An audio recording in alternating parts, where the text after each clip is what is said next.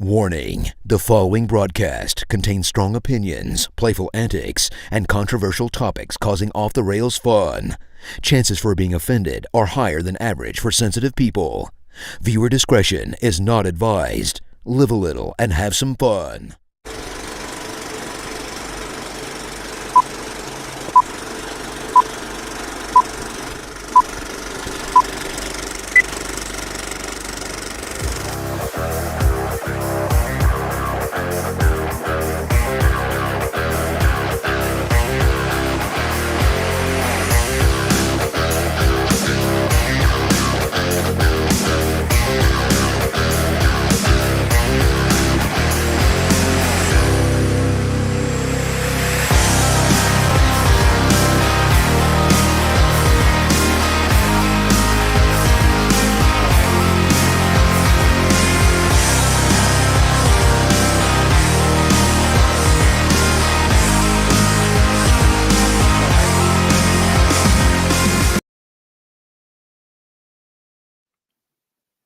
Hello, everybody, and welcome to the Coach's Box Call Like We See It podcast. I don't know what Zach is flipping out about. We just literally started the show. So, Zach, what? Zach, take us in. Zach, take us in. No, I said never mind. You didn't even understand. You didn't follow the directions. I told is that you what it was? I was bringing us in, and then I would throw it to you. Okay. I'm Chris Miller. You can follow me on X at Coach C. Miller. Zach doesn't have X or Twitter or anything because he's not allowed to be on social media. I'm pretty sure you have a band that still goes back into the Biden administration for all of your truth telling. Zach, how are you doing tonight? I'm doing all right, man. I'm doing all right. Ready to go. I mean, we were supposed to have this jam-packed show, and where's everybody at? We're a little light. We're a lot lighter tonight on our show. And it's because not because of a weight thing, okay? It's because we are missing a few people. We knew that Kevin wouldn't be on tonight. Jarvis is doing his due diligence. Well, it's not due diligence. What is he doing? He's being responsible. And he was mowing the grass at the church. So Jarvis will be a little late. He didn't want to show up and look like a bum. And we said, Jason, that's every day we do the show. So what's it matter? But he wanted to at least clean up a little bit. And then we never know what Jim's doing. So it's just one of those things. Jim said he'll be here. He might be on later. Might have some responsibilities he needs to take care of. We don't know. There's some stuff here and there. Yeah, everybody's got some stuff. So Zach. Yes. So we got some stuff. And I'm going to try and sidebar all of the topics until we get some other guys in, because that's how I am. I care. Oh, wow. I care about. Who are you? Right. I don't even know right now. I care about others. But one thing I do want to talk about, Chris, is I want to go, and I know we're going to talk Cardinals later, but I want to specifically talk about, not today's ball game, but yesterday's ball game, where they actually won and they beat Paul Skeens. Okay. Yeah. Now, my observation, it was obviously cold. Okay. He was not throwing a lot of fastballs. It was splitter here, splitter there. Let's go ahead and go to slider, this, that, and the other. Cardinals hit him around for his career high in runs allowed. I noticed this again. Maybe it's just me having arm problems from throwing a baseball. Maybe it was the cold weather. I thought I saw him kind of reaching at his arm, fidgeting with his elbow here and there. And it got me thinking, all of that height, okay, and you're that 22, 23-year-old, you've been throwing fireballs at LSU. You've been throwing fireballs in the minor league. You came up in May. I think it was basically about a year ago this week when he came up. What do you think? I just don't see being able to do that as the long term and being sustainable. Chris, what do you think, man? Well, I mean, I don't know. Is it a Ricky Vaughn from Major League 2? He's got to work on some other pitches. He wants to throw him the eliminator. The hibernator? I don't know. The hibernator. It looks like a see you later. It's out of stater. Great.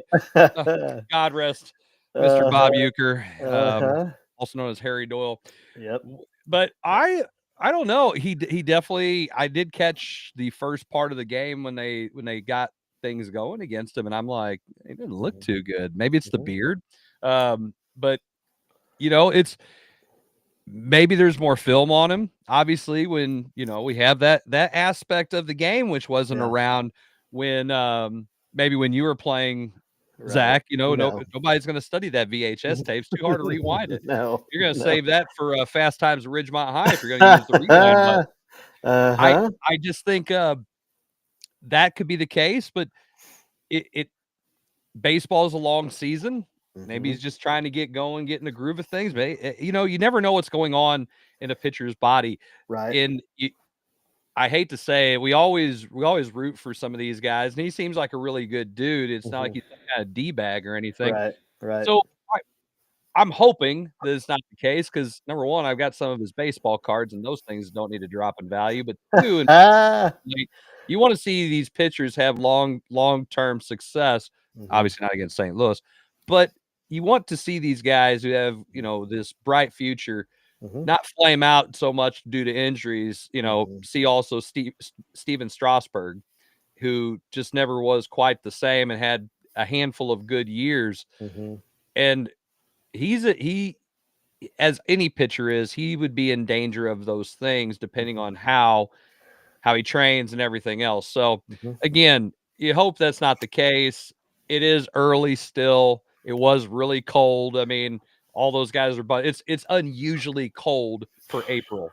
Unusually cold. Yes. And again, looking at his stat line, he threw 98 pitches, 63 strikes. He had 6 innings, 6 hits, 5 earned runs, only 1 walk, 7 Ks. So again, outside of 7 strikeouts. Right. You know what I mean? So again, the 5 earned runs is the highest in his career in his short tenure here.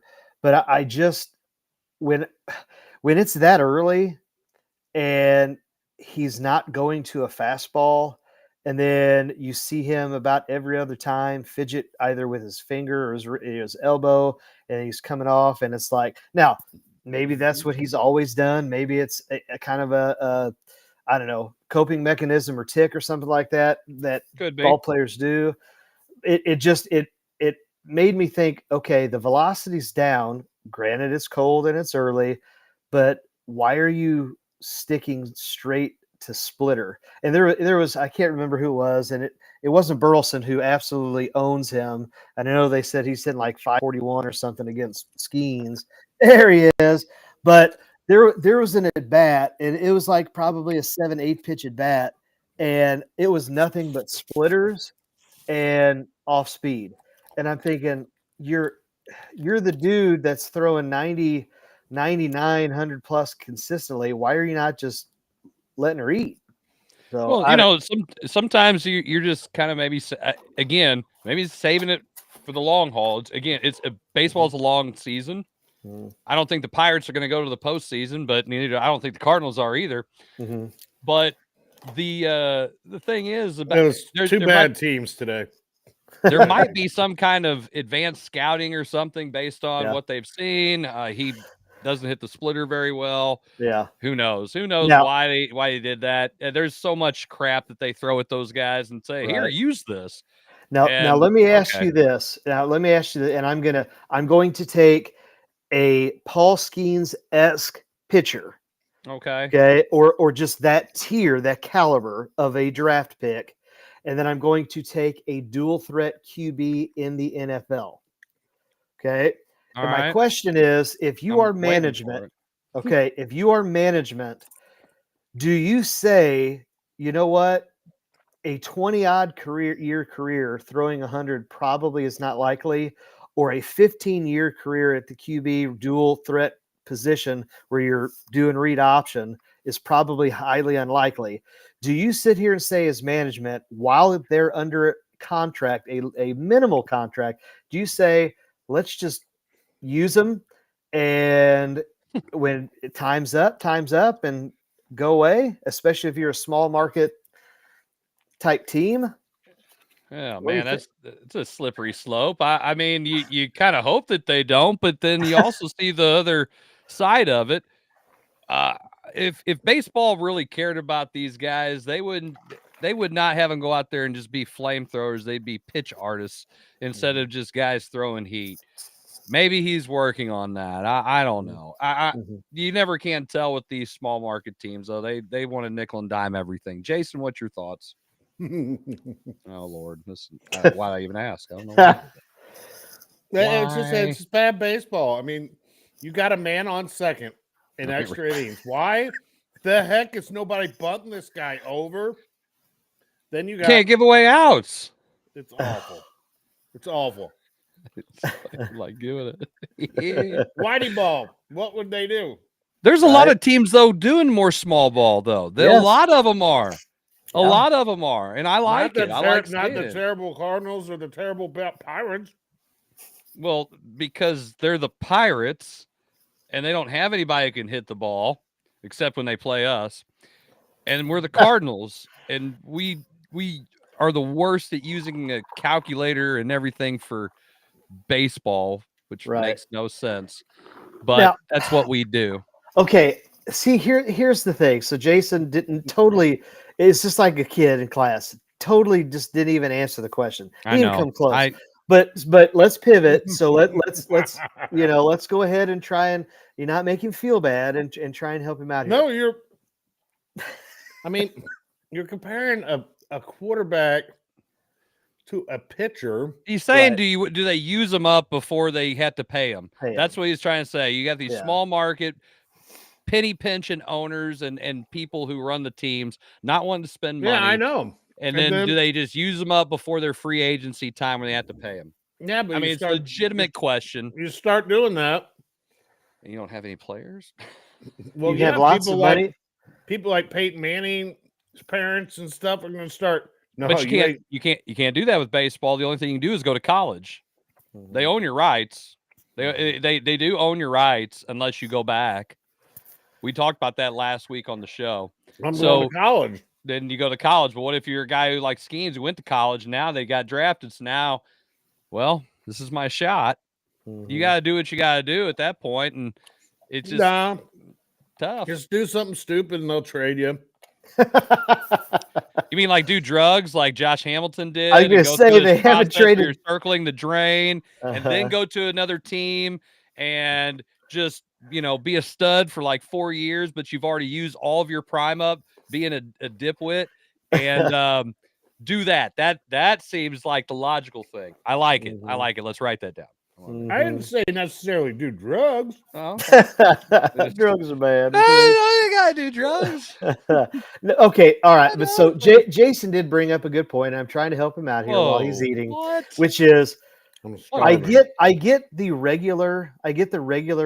If you want to say first through maybe 8-7 innings, but if you're going to go 8-9 and extra innings, why again? Where does the math, Chris? I mean, you're doing math, so maybe you can tell us. Tell us this, right? 2 + 2 is chair, right? Yeah. Why would you not want to? Because at that point, it's not about on base percentage. When you get into the 9th inning and extras, it's about getting a run and winning a game. Like on base percentage is out the window because you literally already have a guy on second base. Yeah. So your on base percentage is 100, okay, or 1 or whatever you want to call it. So you 1.000. There you go, right? Got it. Yep. So again, I mean, Jarvis makes a good point. Butt him over, get a ground ball. There's your run, and then play defense. Because they don't want to do it. They don't want to do it. I don't know. I would do that. Yeah. I would bunt the guy over. Yeah. Why not? Yeah. You're in a position now. You got a guy in scoring position, and you can't get him in. It tells me that you can't execute. Right. You got guys who don't need to be holding a stick in their hands. Maybe should have a splinter in their ass. So that's kind of maybe the roster needs to be constructed better. Who's in charge of that? Yeah. Not Heim yet. No. So yeah, I could make an argument or two. Well, here's the other thing, and you talk about approach, which obviously the batting has gotten a lot better. It But has. you're a left-handed batter with a runner on third with less than 2 outs. Chris, what is the only thing you're thinking about doing in that situation? I really want to put the ball in play. Where? Where other people aren't. Maybe on the right side. There you go. And I'm especially since I'm left-handed, Mm-hmm. and most people in this generation are pull hitters. Mm-hmm. I might even turn my body just a tad bit and close my foot and just or open my stance just up just a little bit. You're doing everything you can to hit it over the right side. I want to hit that ball over there and in right field. Now, If we're playing in high school or in little league, that's the kid who's out there picking his nose or flowers or looking at squirrels or playing dead. Right. That's the guy I want to hit the ball to. Either way, it's far enough away from home plate. And wait for it, I'm left-handed. Mm-hmm. And so when okay, Jarvis, because your boy played some baseball, where do you think if you're a left-handed batter and you're trying to pull the ball, where do you want to maybe, I don't know, look for a pitch and actually swing? Inside. Yeah. So you think an up and away fastball is what you need to be thinking about swinging in that situation? Absolutely. It's see ball, hit ball, right? That's just where we know, because we've heard about all the things about Major League where it's like they forget stuff, more stuff than we will ever know as casual fans.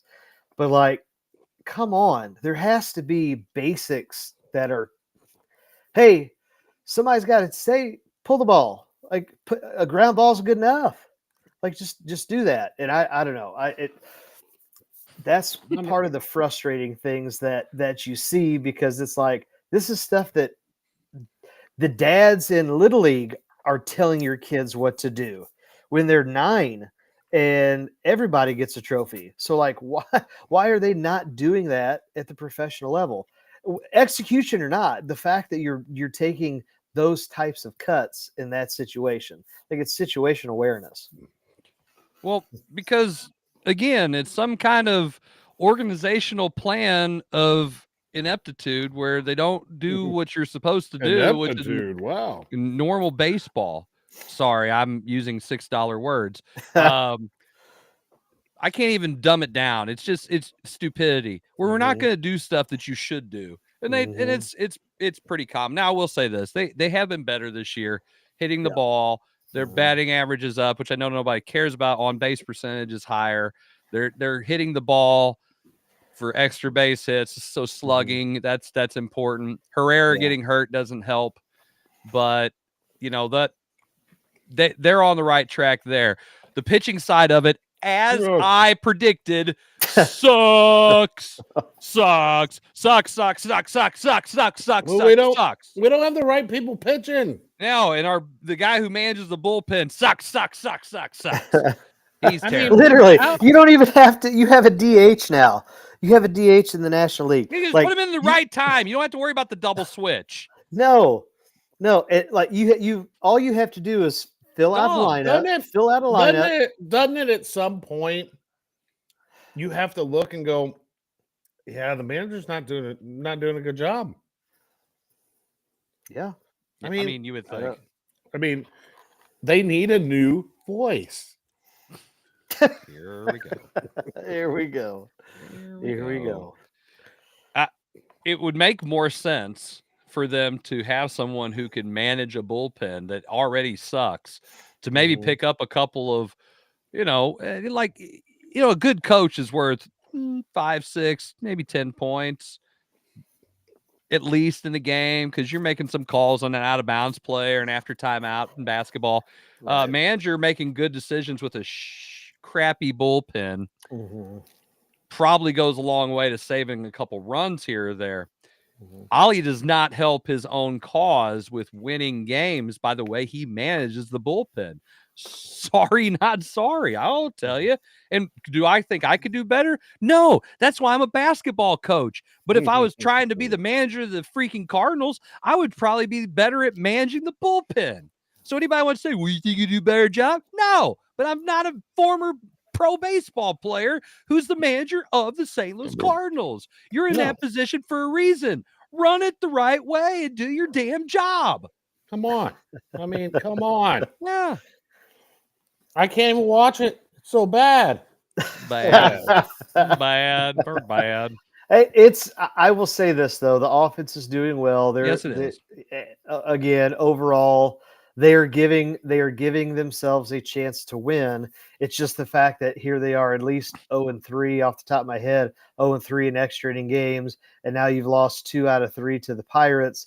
And I haven't checked since they started the year. I couldn't tell you where they're at in the standings right now. Well, they're 5-7. I know that. Okay, so I'm going to go out on a limb and probably say not great. But what's everybody going to say? Two things. Be patient. And we're in the NL Central. Yeah. Well, I mean, we are sitting 2.5 out. In a very bad division. Mm-hmm. So we're in third place. Mm-hmm. Third place already. There we go. Yeah, we're only half a game from being tied for last. So we're closer to the bottom than we are to the top. Hey, what's our team motto? Aim low. Hey, when we let Marmol go, that's not happening. Let every doctor, trainer, physical therapist, whatever the hell they have, let them all go. Wash U's medical staff reportedly was fired today. Everybody goes. I went got Wash U did my surgery too. I'm stupid just as much as the Cardinals. I was about to say, who did yours? No, okay. But hey, I mean, it's a thing, man. They just Tyler Whaley says bow tie guy makes all the good moves. So okay, no, Tyler, he does not. He does not make good moves. And they've got a 3-game set coming up with the Phillies after the off day tomorrow on travel day. It's at home, so the home crowd, which how many of them show up? Like 4, are going to see the Phillies just absolutely annihilate us. So that'd be great. And then they play the Astros, who show up here, and that'll be an old time rivalry where they just rail us too. So we could go into the 4-game series in New York playing the Mets.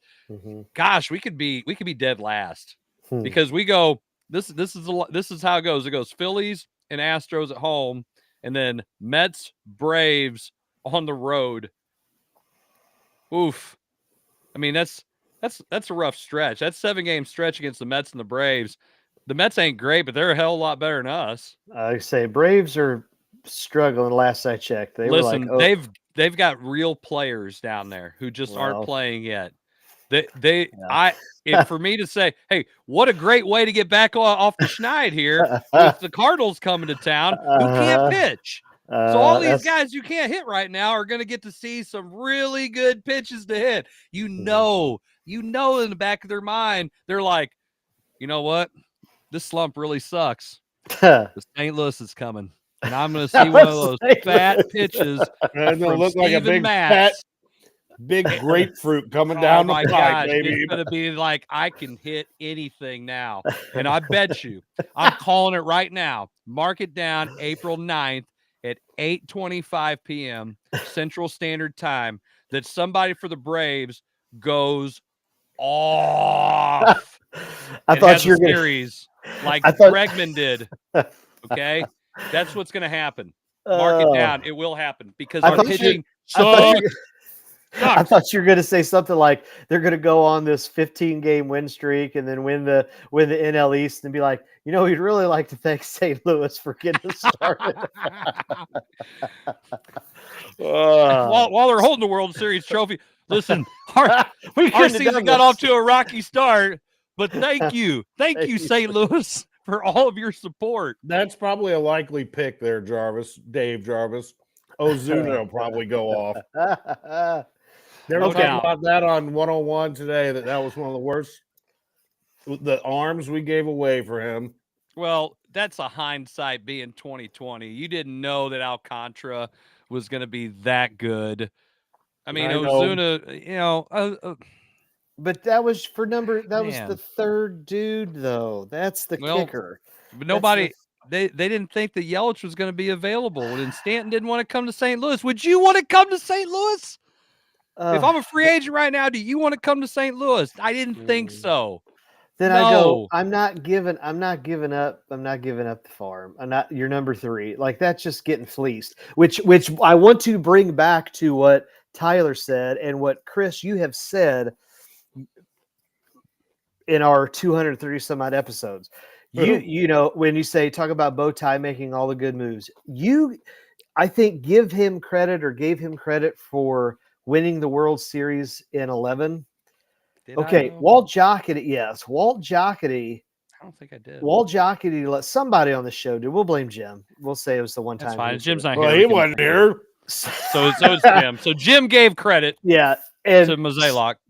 Walt Jocketty left in 07. I don't think, if memory serves me correct, I don't know how much turnover there was from 07 to 11 in terms of the Cardinals roster. Okay, it's not like it was, I don't know, and Moneyball wasn't even Moneyball, but I know, Ty, I'm just saying, it made me think about this, and it's just like, what has he done? Like, what, honestly, Chris, you know all about riding coattails. You know all about riding coattails. You know, gosh, you set yourself. That's a double hit. You can't do that.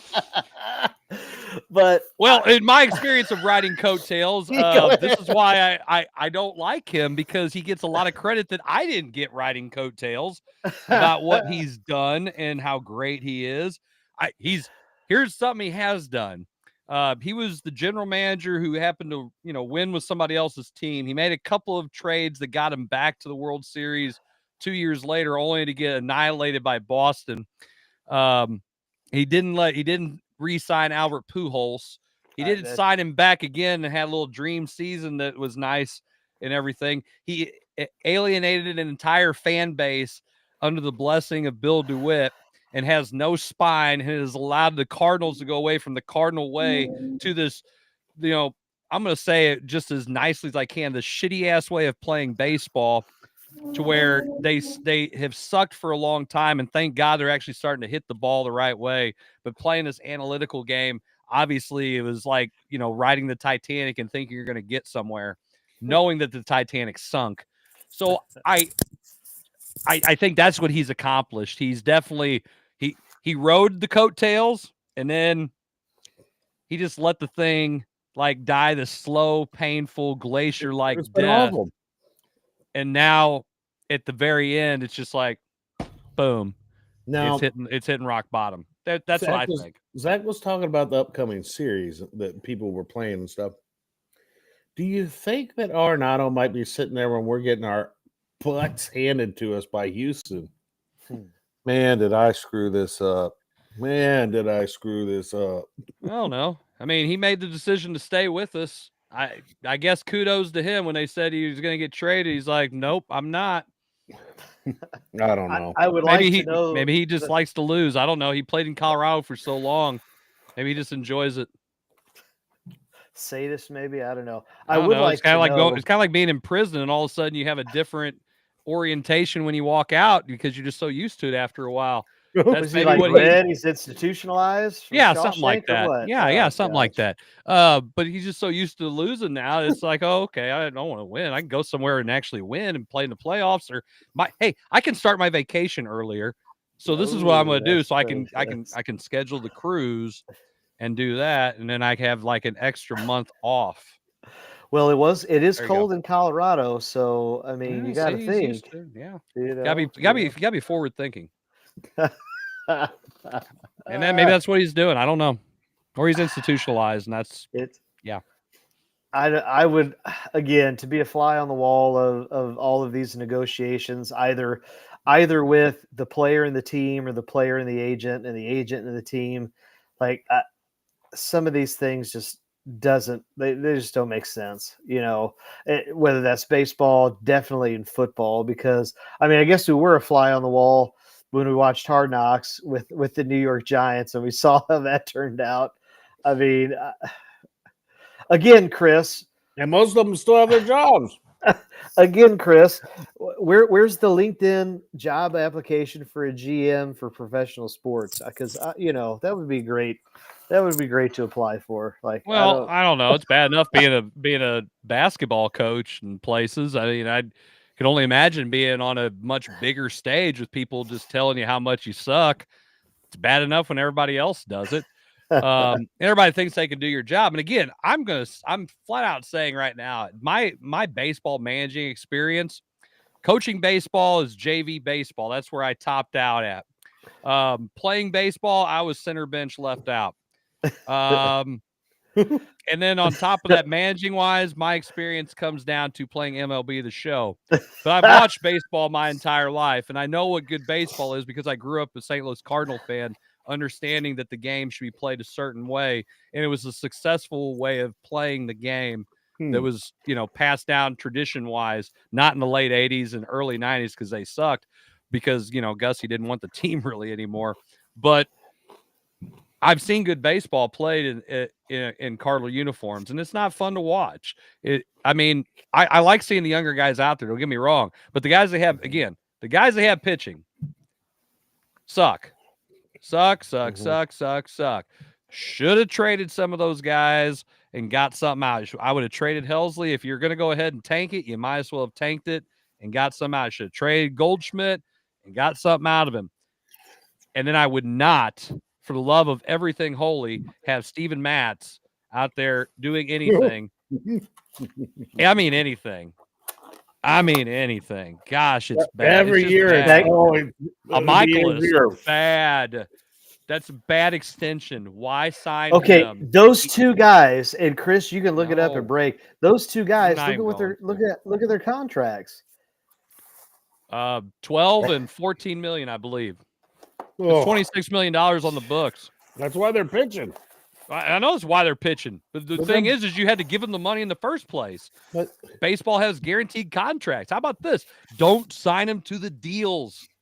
Give that money to someone else. No, we were making a good deal. It was cheap. It was when we got him originally. You got Matz, who by every indication could have given you at least 1 or 2 good years. Sign him to a 1 or 2 year deal. No, let's give him 4. No. If you're gonna blow up 20 million, if you're gonna blow up however much money they paid him, which I think it's right around 12 a year AAV. I mean, 12 a year, but I mean, it's how much over the course of those years. Let's just say it's 12, $48 million. I'm going to blow $48 million. I'm going to go spend 20 million on a 1 year deal and say it didn't work. I don't have to worry about re-signing him or nothing of that. No, he sucks. And I might be able to trade him at the deadline too, just because he's an expiring deal. Someone needs an arm and he's left-handed. That'd have been great. They didn't do that. And then they re-upped Michaelis and gave him 3 or 4 years. What? Like you hit the jackpot with a guy who had like a 2.5 year stretch of getting anything from the Korean League or wherever the hell he went to and learned how to eat lizards or some crap and came back over here and he could all of a sudden throw a sinker. Great. You maximized him. Now it's like, now we're thinking, for the 1 year. God, we're going to. So he hung out with Aaron Rodgers? Well, maybe, they're weird too. But you had that. And then it's like, well, let's see if we can keep going back to that well. No. You hit it. The well you hit the is payday. dry. Take the win and move on, because once everybody figures out, like, man, this guy isn't very good, got the it's book. Over. Which goes back to my original point. Use them.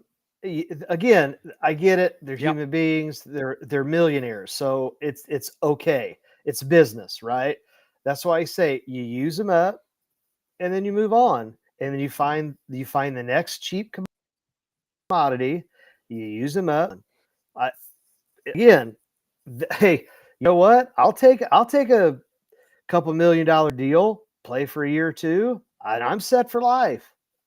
So I don't know. I agree. Well, I think it's time for that commercial break. When we come back, we're going to be talking about, man, was there some basketball played over the weekend? No, it wasn't. No, it wasn't. No, it wasn't. Oh, and I'll tell you why when we come back. Oh, what a teaser. We come back, more Coach's Box in a second.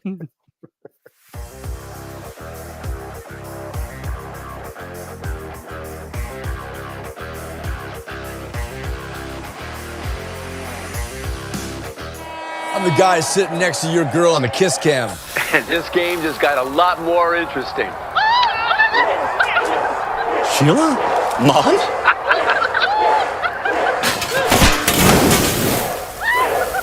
Fire! And if you don't have the right home coverage, you might have to kiss your savings goodbye. Let's go, beat it. So get Allstate, save money, and be better protected from mayhem. Yeah, like me. Bro! Mayhem is everywhere. Are you in good hands? It's Between Takes with Daikin and Dave Mars. Cut. All right, next setup. Hey, Dave, we got another question about energy savings. And this is a good one. Yeah, efficiency is so important. Didn't you just talk with Daikin about this? They said energy efficiency is the key to a happy marriage. She gets the temperature, I get the savings. Good to know. I'll tell them to check with their local Daikin dealer. All right, back to one.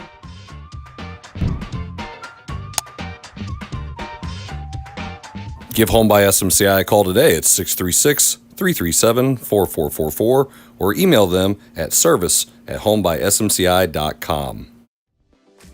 In the hobby of collecting, check out Elite Collectibles, open 7 days a week from 10 a.m. to 6 p.m. They carry a wide variety of sports cards, trading cards, magic cards, Pokemon cards, and other non-sports cards. Need some supplies? They also have sleeves, top loaders, boxes, and much, much more. They have online auctions every Tuesday at 6 p.m. and also do bulk grading submissions to SGC and CGC. Check out Elite Collectibles at 1258 Main Street in Imperial, Missouri. You can also view their entire inventory at www.elitecollecting.com. You need new entertainment. You need full-length content.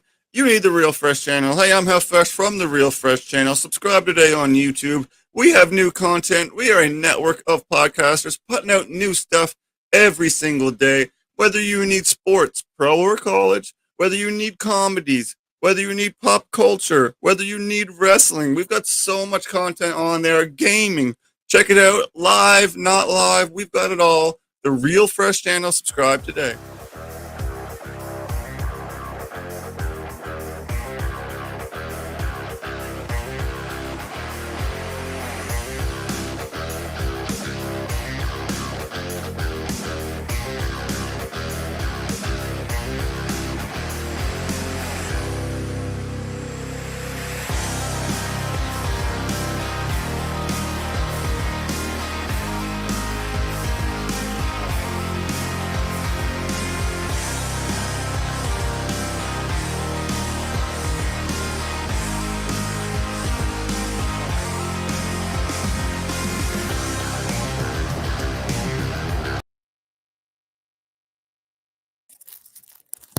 All right, welcome back to the Coach's Box Call Like We See It podcast. This is episode 230.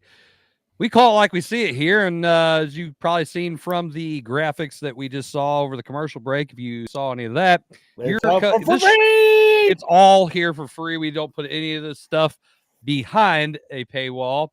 We just we like to let you in on what we like to talk about as friends. That's kind of the purpose of the show. And who wants to pay for that? You know, you just hang out with your buddies, you talk some sports, you make fun of each other, argue, fight, and have a few laughs. And that's what we do here on the Coach's Box. Yeah. Talk about Jim not showing up. Yeah, we talk about Jim not ever being here. He might be here. We never know. We just never know. He's Mr. We know. And we know. We know he probably won't be, but that's okay. Anywho, we've got plenty to talk about. You missed our last segment where we talked about the lowly ass St. Louis Cardinals. You can go back on the YouTubes and you can check it out all for, Jason, how much? I think it's free. It's all free. You can check out our YouTube channel. Please like, subscribe, share, and post. If you like anything or you don't like anything, you want to argue with us and you think we're all full of it, please comment on our show. We don't mind at all. We might even throw the comment on the screen, make you famous for all however many people who follow us. Yeah, that's okay. We do have a lot of followers. If you're watching this later on, hey, don't worry. Feel free to comment later. We'll see it. Don't worry. We won't even take it off there. We'll just leave it. So anyway, basketball. Zach, you wearing your Duke hat. I know that you're repping Duke hat tonight. You know, you're a proud Duke fan, no matter what happens. Like the massive amount of choking that they did down the stretch. I know you're going to blame the referees. Nope. But let's go ahead, Zach. I'll let you lead us into this because you're Dukies. They're national semifinalists since there's no third place game. Nope. Carry on. So here's what I'm going to say.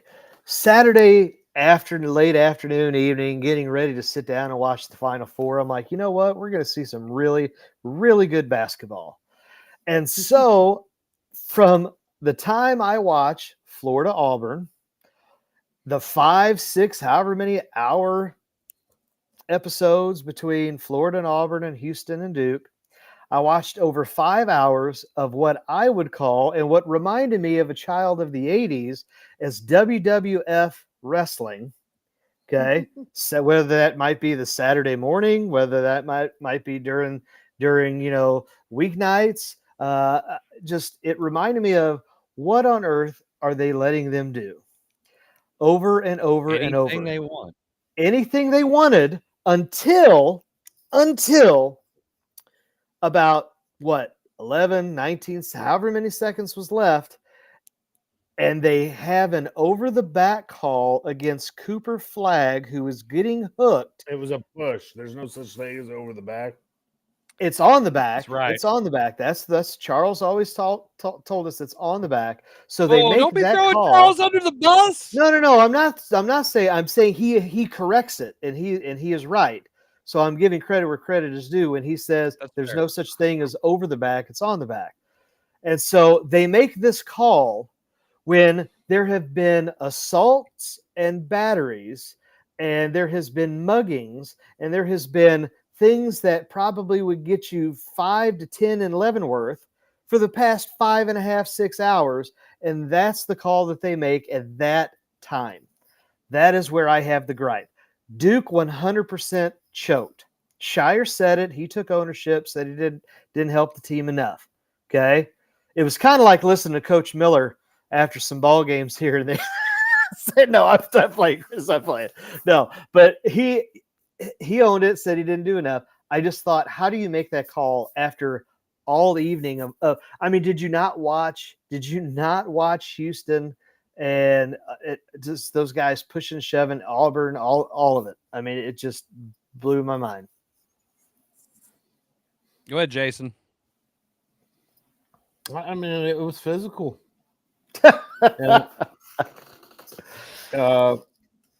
There's a lot of traveling they're letting go. Almost like the NBA. Oh yeah. I mean, I still was entertained. I was still entertained. I mean, especially watching those Duke fans cry. They showed these two girls. They were bawling their eyes out. I was just laughing. I was laughing so hard I was crying. Oh, I was like, man, I can imagine what McVay looks like right now. It's a little too physical, probably. And I didn't feel like at the beginning of the tournament they were allowing it to be as physical. Then you get towards the end, and then they allow it to be physical. Make your mind up. A foul's a foul. A travel's a travel. Make the calls. Cooper was on his back.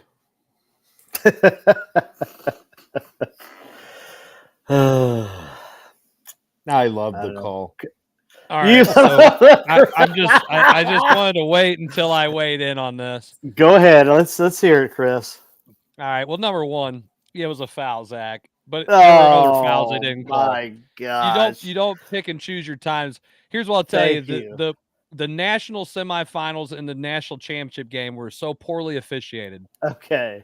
I mean, they all were. All three games I thought were poorly officiated because, as you described, you cannot call fouls one way for a certain amount of time and then just stop, or not call them and then start calling them. I felt like, aside from the fact that Houston decided to not play to win the game in the national championship game, and they were playing not to lose, they weren't playing to win, they were playing not to lose, where they weren't attacking the basket, they weren't taking good shots, they were trying to maybe run the clock down, and they took bad shots for this long stretch where they just went cold. But the game changed when the bench got a technical foul, because it was 5 fouls to none or 5 fouls to 1 at that point. Mm-hmm. And all of a sudden, the next time you look, it's 7-5. Houston has more fouls. And they were letting a lot of stuff go to even it back up, you know, because the entire Florida bench decided to jump up on the elevated floor and make their little point known that they were tired of it. And hey, everything's a foul now. We got to call it. But they had to even it up first. So that allows for some physical play. And then all of a sudden, everything's a foul. So now you take the element of the game out where it's like, okay, if you're allowing this to be played this way, it's hard to get that thing. It's hard to get the ball to not continue to roll downhill without being timid. And next thing you know, the defense wasn't nearly as good. I think it changed the complexion of the game, because that's how you allowed Florida to come back from 12 down. That's how you allowed Houston to come back from 12 down, or for how many they were down, or what was it, 8 within 90 seconds to beat Duke. You change the way that you call the game at the wrong times, and guess what happened? It changed the game. It almost is like someone, told them at whatever point, hey, we got to do something different here. It to me, and this is, I'm not being a conspiracy theorist at all, but if I was, and I saw how these games were called, I'm going to say that the fix was in from the get-go. I'm just telling you, if I don't know anything about it and I watch how these games go, I'm going to go, my God, they're cheating. Somebody's cheating here. Somebody's making money. Somebody had a lot of money riding on this. And that flipped. Man, the games you change sound at like certain McVay. points. No, I'm not trying to be a conspiracy theorist. I think that the officiating changed on its own for whatever reason, unless someone came down there and said, guys, you got to start calling these fouls. It's crazy. You're not doing a good job. Or the referees are chasing calls because the coaches are in their ears. And the game changed because of that, and the way that the game was being played changed. So next thing you know, it changed the outcome of the game. And it was just bad. It was bad. It didn't make for good basketball. It didn't make for a good ending. Fighting, sure, because they end up being great. It wasn't how the game should have been decided. The game should have been decided on the court. Now, Houston not running a good enough play at the end was probably the biggest bonehead thing ever. And I don't blame Kelvin Sampson, because we already saw, hell, he can come up with a good set. But here's what should happen. Use a freaking shot fake. When that dude comes flying at you like they did, they already blocked one 3-pointer. By God, I think I would have the wherewithal to understand, like, I still can't believe they didn't get a shot off. Lip fake. That's all you got to do. Shot fake, pump fake, whatever. One dribble, you got a shot. You had one guy to beat. You didn't even get a shot off. I know. Shot fake, you get a shot off. That guy goes flying. So bad. What's up, bro? Have a shot. You don't get one. So bad. You know why? Because it didn't. Either that, or as I read John Albert, the coach at Vashon, had a post saying, it's like this game wants to shoot too many threes now, and you could just, at that point in time, you just attack the cup. Tag the basket. Cup. I'm not going to settle for a 3. I got 2 options. We can either get a 3 or we can attack the basket. There has to be a dual option based on the situation, based on the defense. what they're going to give you. But my first look has got to be attack the basket. Well, I was going to say, you said that. I'm going to attack the damn basket. You say that, but they were going for the win. Yeah. I'm saying you have to have the double option. Listen, you have to have – they were in foul trouble because now all of a sudden everything's a foul. You looked at it the wrong way. It's a foul. When you got the bug them before, I'm saying you have two options to the play. You've got the guy attacking, and then you also have some backdoor option to where you – or not backdoor, but another option to where you get a good – if this happens and you can't attack the basket, I can always kick out for a three because they were setting a hammer screen on the weak side. So at least I have some kind of action aside from what I'm trying to do because I want to go downhill. I want to get to the basket. But if the defense collapses and everything happens, I want some kind of action on the weak side or somebody circling back around to where I have something. I'm going to get what I want. I got at least 2 to 3 options on the play. So that to me, it didn't even look like they set anything up. It didn't look like they set anything up. I mean, you had Clayton. Yeah, you had Clayton Jr. come out on help, and again, that's where you said use the pump fake. I mean, that was not. I don't think the original guy he was guarding. So whether they were blitzing the screen from the post, whatever, everything was lateral. There was, like you said, Jason, there was no downhill movement, and it just seemed like it was lost and cluttered. And I cannot remember. You guys would have to tell me if Houston even had a timeout. They may not have. And so it just might have been one of those deals where it was what it was, but it just looked disheveled from the get-go. Yeah. Go ahead, Jason. I'm waiting. I talked a lot. I don't want to use up all the air here. I think you hit it right off the bat. It literally looked like they didn't draw up a play.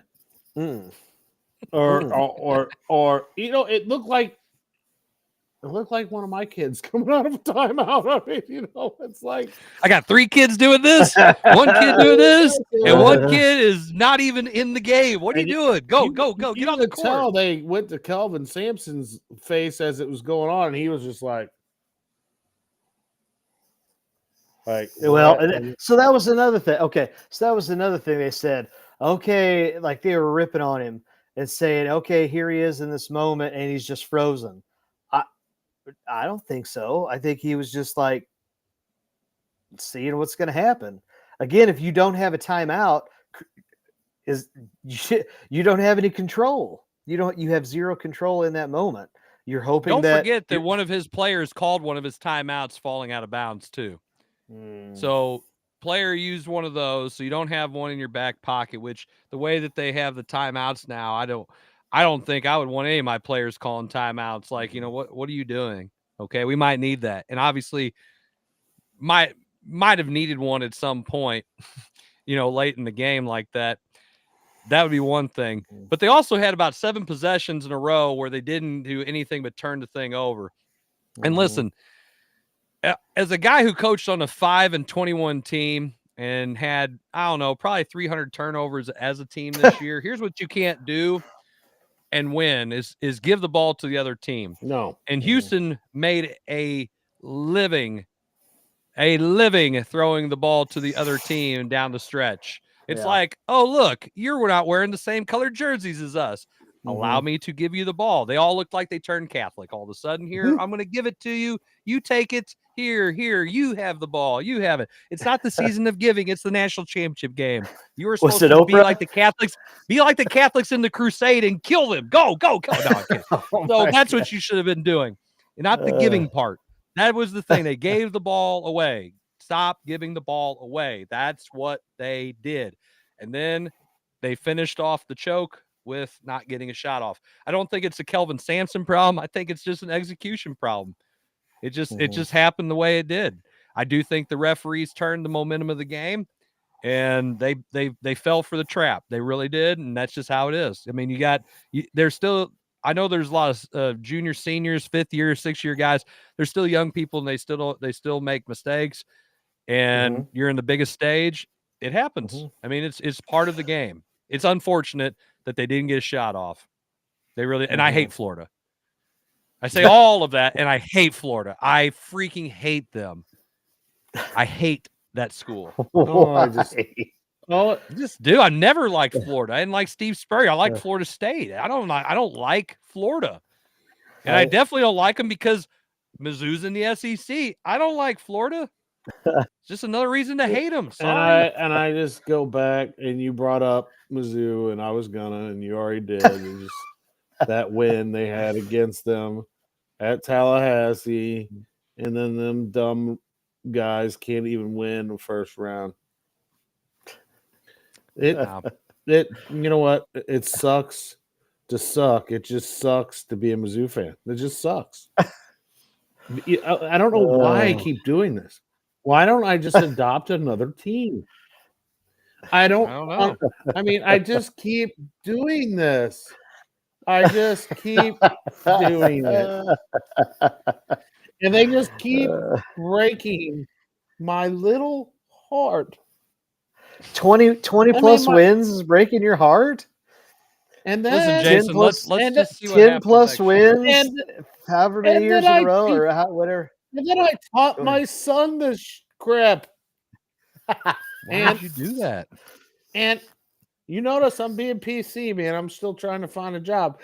So I just, it's like, man, because finish your thoughts. Come on, use your words. Say your thoughts. Use my words. It's just like 5 4-letter words. Colorado. It's like use them. Oh, I can't, and it's just, they beat them. Mizzou beat them at their place. Well, but they didn't win it when it mattered, so it doesn't matter at this point. I mean, it's just like a moral victory. Oh, here's your consolation prize. 22 wins is not a moral victory. Like, that's a good season. I'm saying it was a good season, but gosh, why did it have to be such a kick in the nuts at the end? Because down the stretch they stopped playing defense. Like they wagered no. That wasn't really a question. Oh, it was rhetorical. Okay. Yeah. I'm on delay, so I can't. Well, yeah, both your internet suck. But mine looks fine. Earlier it was going. I don't know what to tell you. Yeah. And it's just the way it is. Well, at least you're here. I mean, you can be like Jim. Yeah, it's true. I mean, he's probably at the Mac. He's celebrating buying a car or whatever he's doing. I don't know. That guy misses more crap on this show. I tell you. Basically, what I'm hearing though, Jarvis, is basically because we do this for free. He's like, nah, not showing up. That's probably what it is. Maybe if I paid him, we could. There you go. Get him on here more often. Wouldn't be the first time, Jarvis. It wouldn't be the first time you and I did something for free, and then somebody else got paid for doing the exact same thing. That former management. That is a truth. That is definitely a truth. And it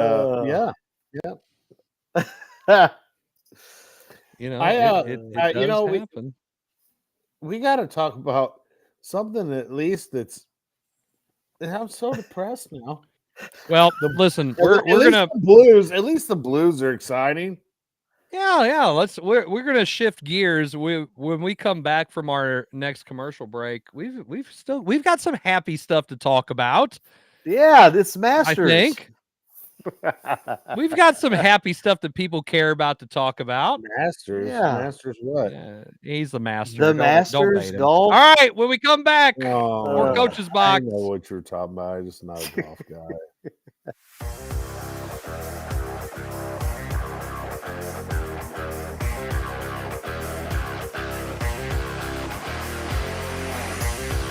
I'm an overpowered leaf blower, and I'm not exactly street legal.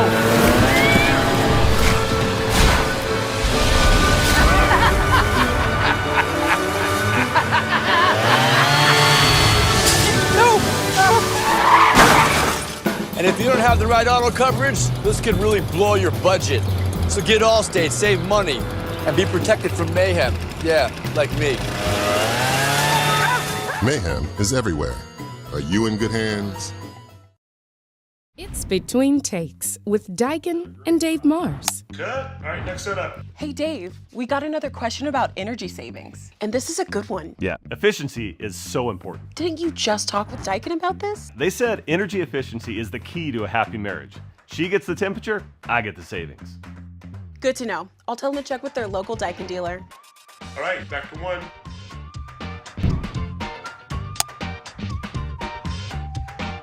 Give Home by SMCI a call today at 636-337-4444 or email them at service@homebysmci.com.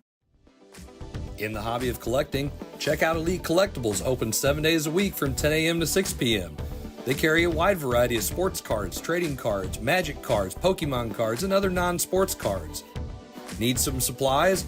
They also have sleeves, top loaders, boxes, and much, much more. They have online auctions every Tuesday at 6 p.m. and also do bulk grading submissions to SGC and CGC. Check out Elite Collectibles at 1258 Main Street in Imperial, Missouri. You can also view their entire inventory at www.elitecollecting.com. You need new entertainment. You need full-length content. You need the Real Fresh channel. Hey, I'm Health Fresh from the Real Fresh channel. Subscribe today on YouTube. We have new content. We are a network of podcasters putting out new stuff every single day. Whether you need sports, pro or college, whether you need comedies, whether you need pop culture, whether you need wrestling, we've got so much content on there. Gaming, check it out. Live, not live, we've got it all. The Real Fresh channel. Subscribe today.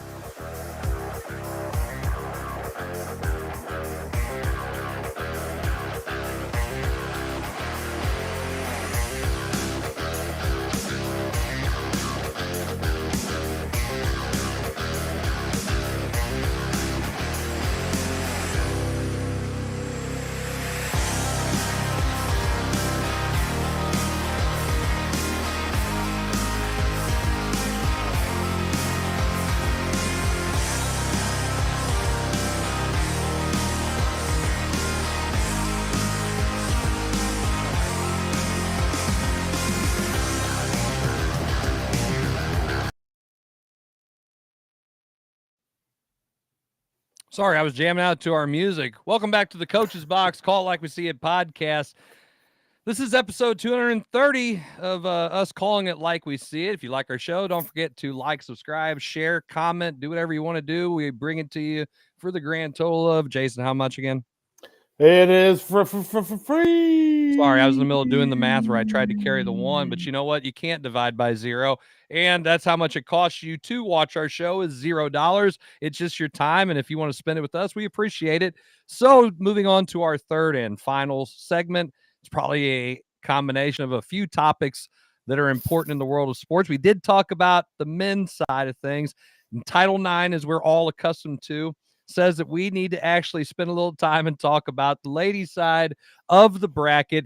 But there's not much to talk about, guys, because you know what? Gino does it again, and UConn dominated. I mean, dominated. Who had that on their bingo card, honestly? I did not. I did not. No, Beat not down. a South Carolina team. Yeah, not a South Carolina team that had pretty much everybody back that dominated last year. No, that just tells you that UConn finally got healthy. They had Paige, they had Bud, they had all those girls that were back healthy from all the injuries, and man, that was a game. That was a game. No, it wasn't a game. That's the thing. Okay, it's like no contest whatsoever. It was so fabulous to see Dawn Staley basically crying on the bench like a little baby. I loved every minute of it. I don't like that woman. I can't stand that woman. Oh, I just am not a fan of her at all. She spews stuff out of her mouth that makes no sense. She is the most obnoxious, annoying coach. And I love every minute of her losing. Amen. So So you didn't. Oh my God. You're not a fan. No. Okay. I cannot even. It's hard to talk about her. I mean, without calling her a witch. Really? Wow. Yeah. Okay. She is just sour. She's just not likable. Well, I mean, I can see that. You know, she does come across that way. I don't like how she thinks. She just thinks a lot of herself. Well, she's won a little bit, Jason. I mean, you know, it's good to have a little bit of confidence to I you. could name some other coaches that are just like that. I won't get into that, but there's some. I mean, she's won 3 championships. I mean, she's established herself as a fine coach in her own rights and aspects. Not saying she's a bad coach. No, I mean, you can't. If you did say saying- she's a bad coach, then you'd be dumb. And I don't think you're dumb. They were good. They're were very good. I'm just not a fan.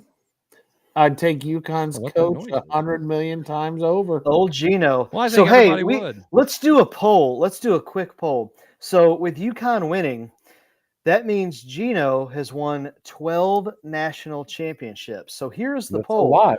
Does Gino have more national championships than Jim has being actually on the Coach's Box, episodes on the Coach's Box? That's close. If you're talking since the beginning of 2025, he's got more championships. Gino's got the over. Gino has the over. If we're talking. I mean, that's January. Jim, we love you. Jim, we love you. Is never on here. I've never seen. You know what? How many times we've supposed to hang out on a Saturday? That's happened about 5 or 6 times we've planned that, and Jim always has something come up, man. That dude, I don't. So all right. Well, let's get back to the topic here because we could spend a whole segment talking about Jim's absences, like it's a school trying to decide if they want to give him credit in advance. So. Walk him across the stage. Walk him across the stage. Do you have the attendance to graduate? No. So, UConn, here's the margin of victory. Jason, go to bed. The margin of victory in this tournament. I'm tired. For UConn, what do you think? If I said the over-under was 25. Oh, I take over. Okay. What do you pick, Zach? Was this the whole tournament or what? The tournament. Average margin of victory for the NCAA tournament. 31. Zach says 31. I was going to say 38. Jarvis, you went over. It was 32.8 points per game. That is the average margin of victory. You would think that might happen maybe in the first couple rounds, especially. Listen, the women's turbo clocked. The women's game. The women's game has definitely raised. Like the talent has raised is so higher now than what it has been. Mm-hmm. But that just means that the better teams are better than when the bottom teams. So there's not a lot of Cinderellas in the women's side of things. Mm-hmm. But the routes really happened in the national semifinals and the finals. Wow. I mean, UCLA and South Carolina. Man. Yep. Yes.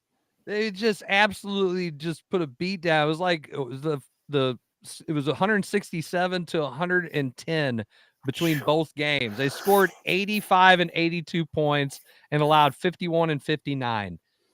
I've been there. You put a hurt down. Well, yeah, but you weren't playing for the national championship, Jason. Right. You're not the one of the final 4 teams. You're not a number 1 seed coming out of your region. You're not. Can you kick this dog anymore? I'm already down. Give me the money line wasn't like what +3 or something. Yeah, I don't even know. Yeah. I mean, who takes that bet? Who takes that bet? And where is he? Because we need to be friends, or she, or whoever. I'm telling you, nobody had that on their bingo card. What an ass kicking I mean, you're right. Those girls were healthy and they played, and you could tell, like, man, they're playing really, really well. Ron Rhodes I made mean, a comment. Ron Rhodes, is he showed up? What? He said Gino is the man. Hold on. Here's another over-under. Who's been on the show more commented? Jim or Ron? No, Ron Rhodes. Rhodes. Ron Rhodes has been on our show. Ron's on there way more. Way more than Jim. Way more. Sorry. We Ron love you, Jim. Rhodes. Thanks, We just got Coach. you. Thanks, Coach. I don't know if Ron Rhodes saw my rant about Dawn Staley or not. Opinions of Dawn Staley, Ron Rhodes, put it on there. Do you think she's just... I'm not a fan. Gosh. Well, so Paige Beckers. He said Jim who. Paige Beckers, I think, I like the way she plays. Obviously, her getting hurt definitely derailed probably her. I would say just she could have been in the upper echelons already, but to come back like she did and be a force like she did after missing an entire season, a couple years ago with that torn ACL. Twice. I mean, yeah, twice. Sorry, I forgot about the other time. So, I mean, she's stud though. Yeah, she's a stud. I mean, she is. Let's just call it like it is. And she's probably going to be the number one pick in the WNBA draft. And I root for her and wish her the best because I just like her game and she does it the right way. I mean, I think when she hugged Gino and they asked, like, what did you say? And, when you hugged him and she said, I hate you. That's probably because, of how Coach Oriyama can push his players. And, that's one of those things. You really want them to hate you then and love you later. And I'm sure there's definitely some love there because what a great job. And Coach Oriyama, he is, do we say that is he the best coach of all time? Does this put him in the rare air with John Wooden? Oh, he's got more than John Wooden. I know. More wins, more championships. Yeah, but John Wooden did it a sustained period of time in a row. I mean, okay, and that goes back to that. I'm asking those questions. I mean, that's disparity. I would say it has to. So here's the other thing. You look at UConn basketball combined men's and women's in the last 30 years, maybe even 40 years. I think they have something like 35+% of the national championships. Total. So and that's Gino since what 93, 94. He's got almost every third year. I mean, he's just a winner, but it speaks to recruiting and getting the right type of kids and kids that are going to buy into the system. And just look at, again, you look at the WNBA and the history of the WNBA, look at all the UConn players. I mean, it's who's who list. Oh yeah. Oh, absolutely. I can't talk about the boys' side as fondly as I can talk about the girls' side. I can't. Bobby Hurley annoys the living crap out of me. I've had this conversation at work about Bobby Hurley and really just UConn men's basketball. I've never been a Jim Calhoun fan. Kevin Ollie, I didn't like him as a pro. I didn't like him as a coach, and they won. And Bobby Hurley whines a lot. He didn't have nothing to prove. None of those guys had nothing to prove to me. I'm nobody. They've done something, and I kudos to them for winning a national championship. Dan has done. He's got 2 back-to-back. Now, here's the thing about Dan Hurley. Okay, here's the thing about him is the fact that you win back-to-back titles. He's a weirdo. Okay, no. It's all fine when you win, but it started back in that early season tournament. I think if it wasn't Atlantis, it was Maui. It was the Maui one.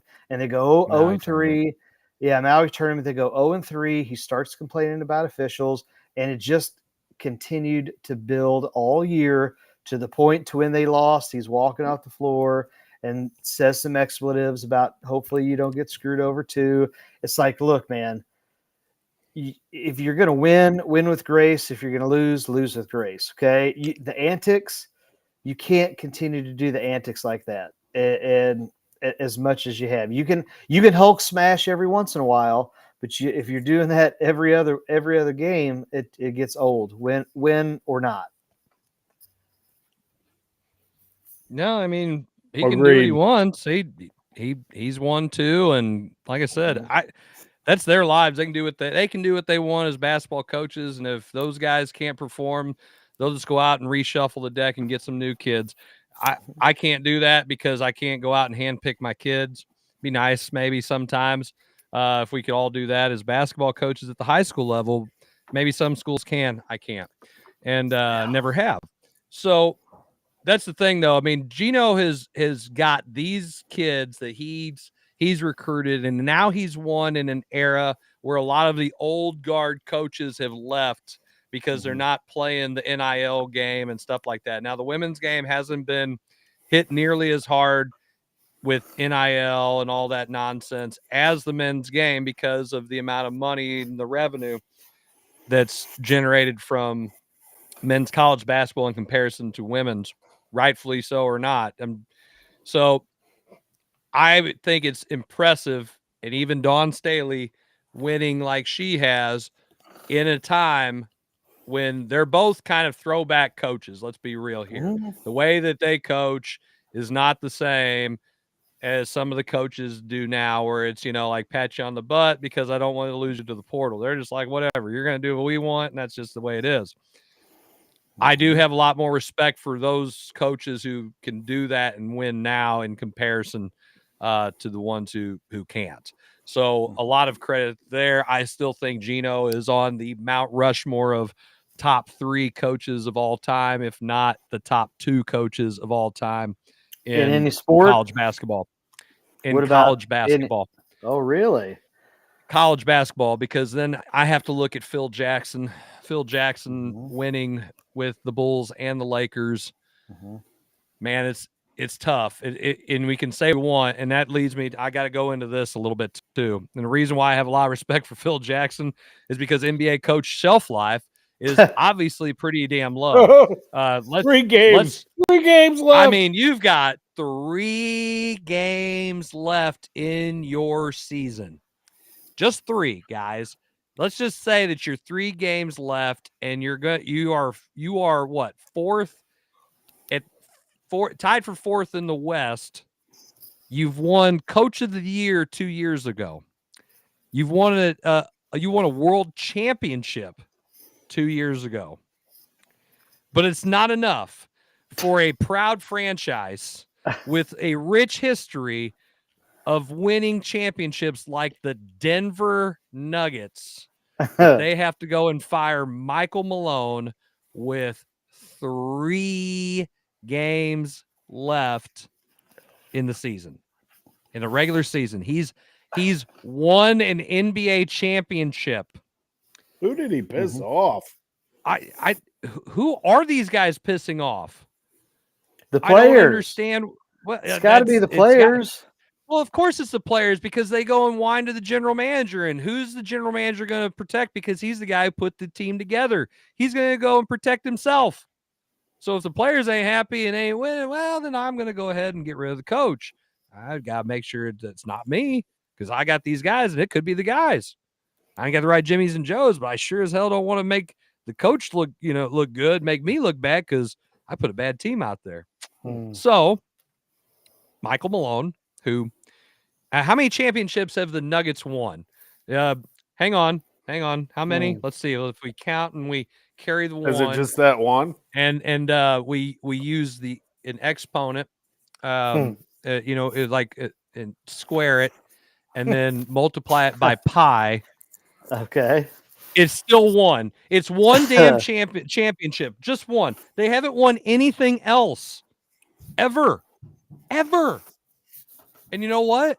He's the one who was the guy who did it.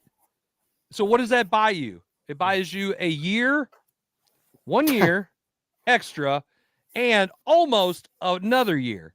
79 games worth. That's how much that gets you in sweat equity.